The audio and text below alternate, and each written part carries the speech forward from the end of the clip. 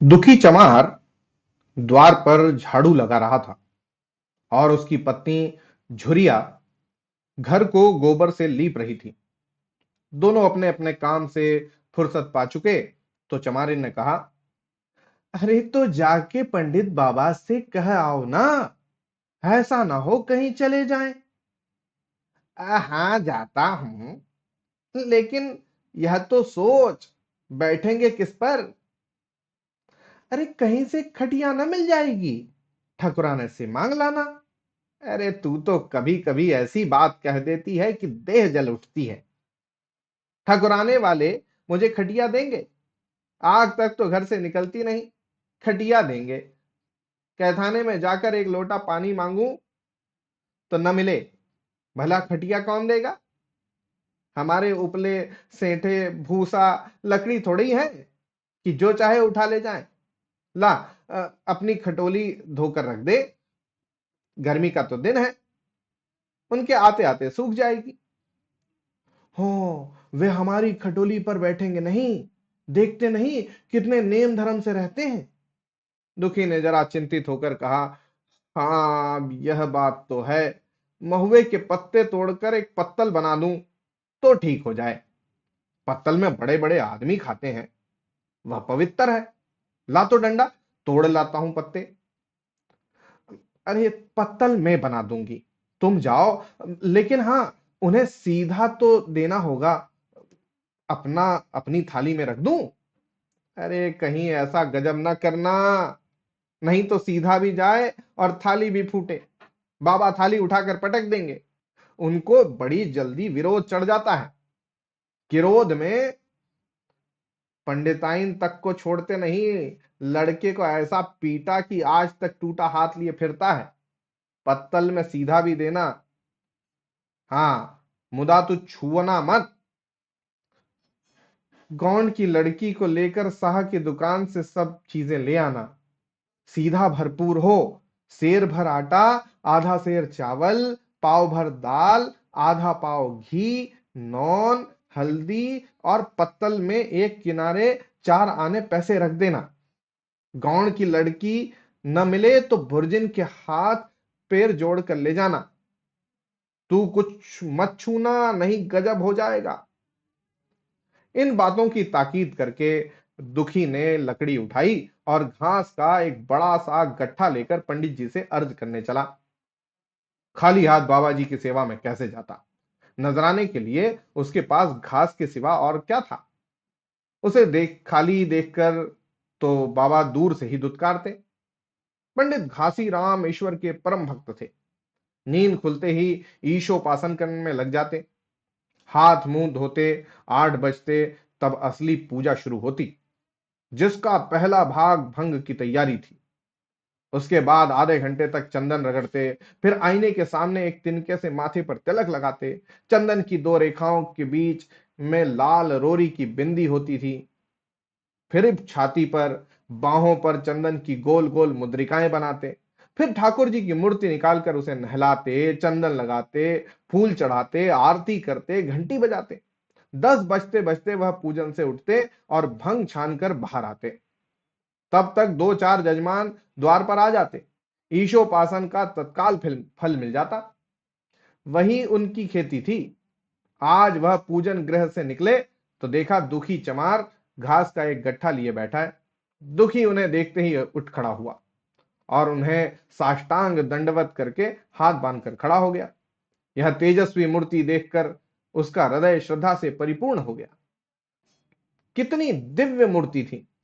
छोटा सा गोल मटोल आदमी, चिकना सिर, फूले गाल, ब्रह्म तेज से प्रदीप्त आंखें, रोरी और चंदन देवताओं की प्रतिभा प्रदान कर रही थी। दुखी को देखकर श्रीमुख से बोले, आज कैसे चला रे दुखिया? दुखी ने सिर झुकाकर कहा, बिटिया की सगाई कर रहा हूं महाराज, कुछ साइद सगुन विचारना है, कब मर्जी होगी? आज तो मुझे छुट्टी नहीं, हाँ सांझ तक आ जाऊंगा। नहीं महाराज, बल्कि मर्जी हो जाए। अ, सब सामान ठीक कराया हूं, यह घास कहां रख दूं? इससे गाय के सामने डाल दे और जरा झाड़ू लेकर द्वार तो साफ कर दे।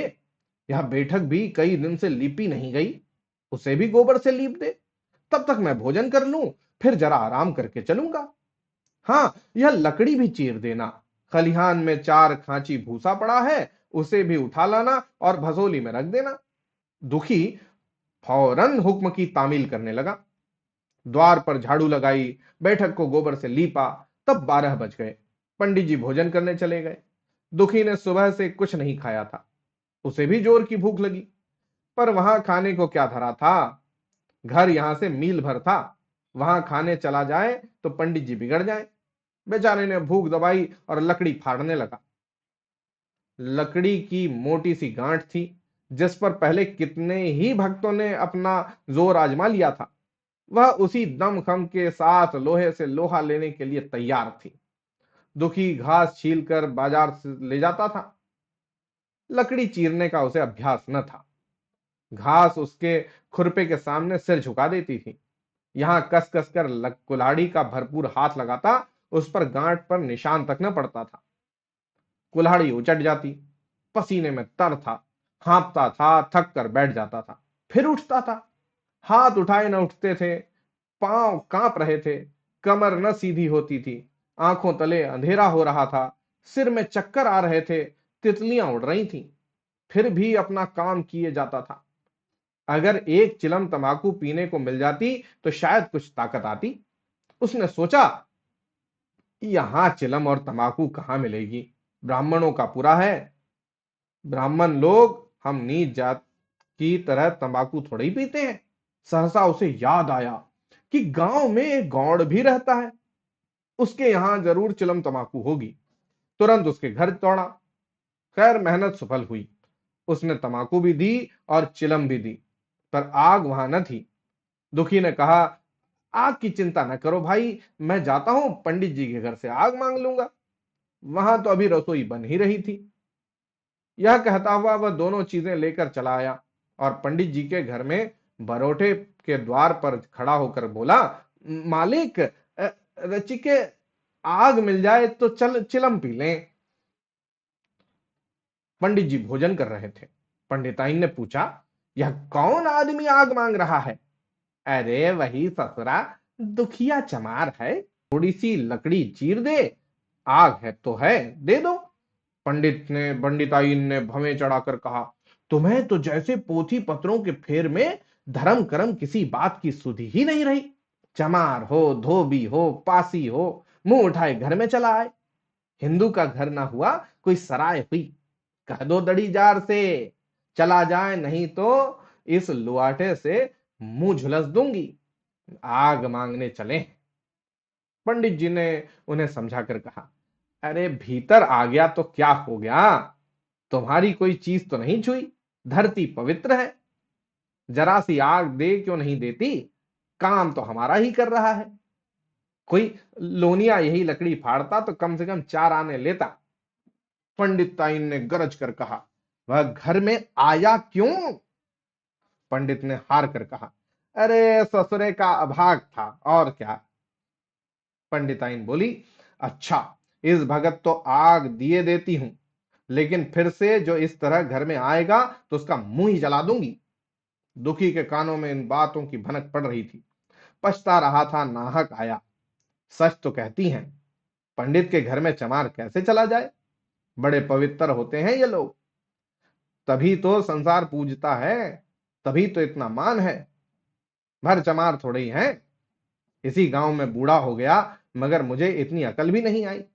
इसलिए वह जब पंडिताइन आग लेकर निकली तो वह मानो स्वर्ग का वरदान पा गया। दोनों हाथ जोड़कर जमीन पर माथा टेकता हुआ बोला, पंडिताइन माता, मुझसे बड़ी भूल हुई कि मैं घर में चला आया। चमार की अकल ही तो ठहरी, इतने मूर्ख ना होते तो लात क्यों खाते। पंडिताइन चिमटे से पकड़कर आग लाई थी। हाथ 5 हाथ की दूरी से घूंघट की आड़ से दुखी की तरफ आग फेंकी। आग की बड़ी चिंगारी दुखी के सिर पर पड़ गई। जल्दी से पीछे हटकर सिर के झोंटे देने लगा। उसने मन में कहा, यह एक पवित्र ब्राह्मण के घर को अपवित्र करने का फल है। भगवान ने कितनी जल्दी फल दे दिया। इसी से तो संसार पंडितों से डरता है और सबके रुपए मारे जाते हैं। ब्राह्मण के रुपए भला कोई मार तो ले, घर भर का सत्यानाश हो जाए। पांव गल गल कर गिरने लगे। बाहर आकर उसने चिलम पी और फिर कुल्हाड़ी लेकर जुट गया। खट खट की आवाज आने लगी। उस पर आग पड़ गई तो पंडिताइन को उस पर कुछ दया आ गई। पंडित जी भोजन करके उठे तो बोली, इस चमरवा को भी कुछ खाने को दे दो, बेचारा कब से काम कर रहा है, भूखा होगा। पंडित ने इस प्रस्ताव को व्यावहारिक क्षेत्र से दूर समझकर कहा, रोटियां हैं, दो चार बच जाएंगी। दो चार रोटियों में क्या होगा, चमार है, कम से कम शेर भर चढ़ा जाएगा। पंडिताइन कानों पर हाथ रखकर बोली, अरे बाप रे, शेर भर, तो फिर रहने दो। पंडित जी ने अब शेर बनकर कहा, कुछ भूसी चोकर हो तो आटे में मिलाकर दो दो लिट्ठा ठोक दो, साले का पेट भर जाएगा। पतली रोटियों से इन नीचों का पेट नहीं भरता, इन्हें तो ज्वार का लिट्टा चाहिए। पंडिताइन ने कहा, अब जाने भी दो, धूप में कौन मरे। दुखी ने चीलम पीकर फिर कुल्हाड़ी संभाली। दम लेने से जरा हाथों में ताकत आ गई थी। कोई आधे घंटे तक फिर कुल्हाड़ी चलाता रहा। फिर बेदम होकर वहीं सिर पकड़कर बैठ गया। इतने में वही गौड़ आ गया। बोला, क्यों जान देते हो बूढ़े दादा, तुम्हारे फाड़े यह गांठ न फटेगी, नाहक हलाकान होते हो। दुखी ने माथे का पसीना पोंछकर कहा, अभी गाड़ी भर भूसा ढोना है भाई। अरे कुछ खाने को मिला कि काम ही कराना जानते हैं, जाके मांगते क्यों नहीं। कैसी बात करते हो चिखुरी, ब्राह्मण की रोटी हमको पचेगी, पचने को पच जाएगी, मिले तो पहले। मूंछों पर ताव देकर भोजन किया और आराम से सोए। तुम्हें लकड़ी फाड़ने का हुक्म लगा दिया। जमींदार भी कुछ खाने को देता है, हाकिम भी बेगार लेता है तो थोड़ी बहुत मजूरी देता है। यह उनसे भी बढ़ गए, उस पर धर्मात्मा बनते हैं। दुखी बोला, अरे धीरे धीरे बोलो भाई, कहीं सुन ले तो आफत आ जाए। यह कहकर दुखी फिर संभल पड़ा और कुल्हाड़ी की चोट मारने लगा। चिकुरी को उस पर दया आई, आकर कुल्हाड़ी उसके हाथ से छीन ली और कोई आधा घंटे खूब कस कस कर कुल्हाड़ी चलाई, पर गांठ में एक दरार भी न पड़ी। तब उसने कुल्हाड़ी फेंक दी और कहकर चला गया, तुम्हारे फाड़े यह ना फटेगी, जान भले निकल जाए। दुखी सोचने लगा, बाबा ने यह गांठ कहां रख छोड़ी थी कि फाड़े नहीं फटती, कहीं दरार तक तो नहीं पड़ती। मैं कब तक इसे चीरता रहूंगा। अभी घर पर 100 काम पड़े हैं, कार परोजन का घर है, एक ना एक चीज घटी ही रहती है, पर इन्हें इसकी क्या चिंता। चलूं जब तक भूसा ही उठा लाऊं, कह दूंगा बाबा आज तो लकड़ी नहीं फटी, कल आकर फाड़ दूंगा। उसने झव्वा उठाया और भूसा ढोने लगा। खलिहान यहां से 2 फर्लांग से कम न था। अगर झव्वा खूब भर भर कर लाता तो काम जल्दी खत्म हो जाता। फिर झव्वे को उठाता कौन, अकेले भरा हुआ झव्वा उससे तो न उठ सकता था, इसलिए थोड़ा थोड़ा लाता था। 4 बजे कहीं भूसा खत्म हुआ। पंडित जी की नींद भी खुली। हाथ मुंह धोया, पान खाया और बाहर निकले। देखा तो दुखी झुव्वा सिर पर रखे सो रहा है। जोर से बोला, अरे दुखिया, तू सो रहा है? लकड़ी तो अभी ज्यों की त्यों पड़ी हुई है, इतनी देर तू करता क्या रहा? मुट्ठी भर भूसा ढोने में सांझ कर दी, उस पर सो रहा है। उठा ले कुल्हाड़ी और लकड़ी फाड़ डाल, तुझसे जरा सी लकड़ी नहीं फटती, फिर साइद भी वैसी ही निकलेगी। मुझे दोष मत देना। इसी से कहा है कि नीच के घर में खाने को हुआ और उसकी आंख बदली। दुखे ने फिर कुल्हाड़ी उठाई। जो बातें पहले से सोच रखी थी वह सब भूल गई। पेट पीठ में धंसा जाता था। आज सवेरे जलपान तक न किया था, अवकाश ही न मिला। उठना ही पहाड़ मालूम होता था। जी डूबा जाता था पर दिल को समझाकर उठा। पंडित हैं, कहीं साहित्य ठीक ना विचारे तो फिर सत्यानाश ही हो जाए। जब ही तो संसार में इतना मान है। साहित्य ही का तो सब खेल है, जिसे चाहे बिगाड़ दे। पंडित जी गांठ के पास आकर खड़े हो गए और बढ़ावा देने लगे। हाँ हाँ, मार मार कस के और मार कस के। अरे मार, अबे जोर से मार, तेरे हाथ में तो जैसे दम ही नहीं है। लगा कस के। हाँ हाँ। खड़ा सोचने क्या लगता है। हाँ बस, फटा ही जाती है। दे उसी दरार में हाथ दे। दुखी अपने होश में न था। न जाने कौन सी गुप्त शक्ति उसके हाथों में चली आ रही थी। वह थकान, भूख, कमजोरी सब मानो भाग गई। उसे अपने बाहुबल पर स्वयं आश्चर्य हो रहा था। एक एक चोट वज्र की तरह पड़ती थी। आधे घंटे तक वह उसी उन्माद की दिशा में हाथ चलाता रहा, यहां तक कि लकड़ी बीच से फट गई और दुखी के हाथ से कुल्हाड़ी छूटकर गिर पड़ी। इसके साथ वह भी चक्कर खाकर गिर पड़ा। भूखा प्यासा थका हुआ शरीर जवाब दे गया। पंडित जी ने पुकारा, उठ के दो चार हाथ और लगा दे, पतली पतली चेलियां जग जाएं। दुखी न उठा। पंडित जी ने उसे अब दिख करना उचित न समझा। भीतर जाकर बूटी छानी, शौच गए, स्नान किया और पंडिताई बाना पहनकर बाहर निकले। दुखी अभी तक वहीं पड़ा हुआ था। जोर से पुकारा, अरे क्या पड़े ही रहोगे दुखी, चलो, तुम्हारे ही घर चल रहा हूं, सब सामान ठीक ठीक है ना। दुखी फिर भी न उठा। अब पंडित जी को कुछ शंका हुई। पास जाकर देखा तो दुखी अकड़ा पड़ा हुआ था। बदहवास होकर भागे और पंडिताइन से बोले, अरे अरे अरे दुखिया तुम जैसे मर गया। पंडिताइन हकबका कर बोली, ओ वह तो अभी लकड़ी चीर रहा था ना। हाँ, लकड़ी चीरते चीरते मर गया, अब क्या होगा। पंडिताइन ने शांत होकर कहा, होगा क्या, चमरोने में कहला भेजो, मुर्दा उठा ले जाए। एक क्षण में गांव भर में खबर हो गई। पूरे में ब्राह्मणों की ही बस्ती थी। केवल एक घर गौण का था। लोगों ने इधर का रास्ता छोड़ दिया। कुएं का रास्ता इधर से ही था। पानी कैसे भरा जाए। चमार की लाश के पास से होकर पानी भरने कौन जाए। एक बुढ़िया ने पंडित जी से कहा, आप मर्दे फेंकवाते क्यों नहीं हो, कोई गांव में पानी पिएगा कि नहीं। इधर गौण ने चमरोने में जाकर सबसे कह दिया, खबरदार, मुर्दा उठाने मत जाना, अभी पुलिस की तहकीकात होगी।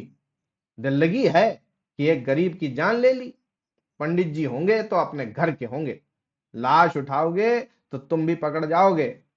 इसके बाद ही पंडित जी पहुंचे, पर चमरोने का कोई आदमी लाश उठा लाने को तैयार न हुआ। हाँ, दुखी की स्त्री और कन्या दोनों हाय हाय करती वहां चली और पंडित जी के द्वार पर आकर सिर पीट पीट कर रोने लगी। उनके साथ 5-10 और चमारिनें थीं। कोई रोती थी, कोई समझाती थी, पर चमार एक भी ना था। पंडित जी ने चमारों को बहुत धमकाया, समझाया, मिन्नत की, पर चमारों के दिल पर पुलिस का रौब छाया हुआ था, एक भी न मिनका। आखिर निराश होकर लौट आए। आधी रात तक रोना पीटना जारी रहा। देवताओं का सोना मुश्किल हो गया, पर लाश उठाने कोई चमार ना आया। और ब्राह्मण चमार की लाश कैसे उठाते। भला ऐसा किसी शास्त्र पुराण में लिखा है, कहीं कोई दिखा दे।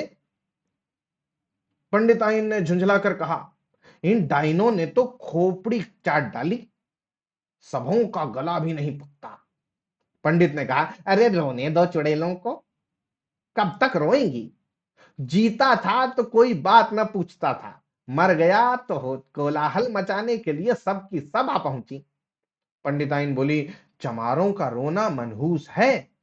हाँ बहुत मनहूस, अभी से दुर्गंध उठने लगी। चमार था सुसरा की नहीं, साध असाध किसी का विचार है इन सबों को। इन सबों को घना घिन भी नहीं लगती, भ्रष्ट हैं सब के सब। रात तो किसी तरह कटी, मगर सवेरे भी कोई चमार ना आया। चमारी ने भी रो पीट कर चली गई। दुर्गंध कुछ कुछ फैलने लगी।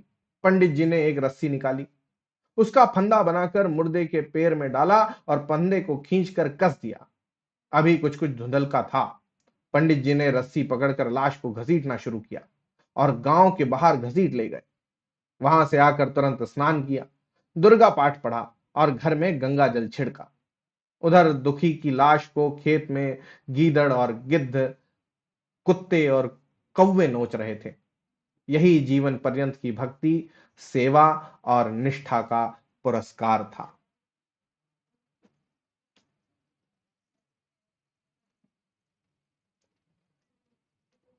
तो ये थी कहानी सदगति। आपको कैसी लगी मुझे जरूर बताइएगा। होगी अगली कहानी में फिर मुलाकात, तब तक के लिए धन्यवाद और जय हिंद।